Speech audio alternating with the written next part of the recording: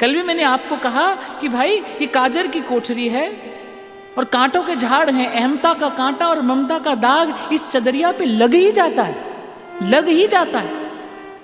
देखो, एक दोने में आप कुछ गुलाब के या मोगरा के पुष्प रख दो और कुछ देर के बाद आप उन पुष्पों को हटा दो, पुष्प तो हट जाएंगे लेकिन उनकी सुवास उस दोने में रह जाएगी, रह जाएगी।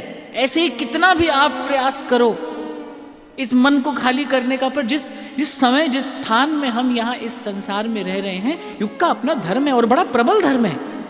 पर इसमें एक संकेत मिलता है, मुझे लगता है कि फूल भी है, कांटा भी है। अब हमें ये सीखना है कि हमारी दृष्टि फूल पर कैसे रहे। भगवान ने कहा जैसे ही मैं इस धरा का त्याग करूंगा वैसे ही कलयुग आएगा। इसका अर्थ जब तक भगवान के चरण रहें, जहां भगवान के चरण रहे वहां कलयुग नहीं आ सकता है।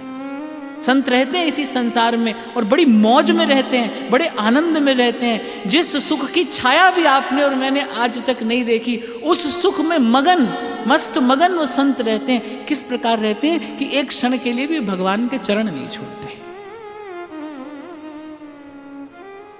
यदि निर्भय होना है, यदि निश्चिंत होना है, यदि निर्द्वंद होना है, यदि पार जाना है, तो भाई फिर एक ही विधि है, प्रभु के चरण न छूटे, प्रभु की स्मृति न छूटे।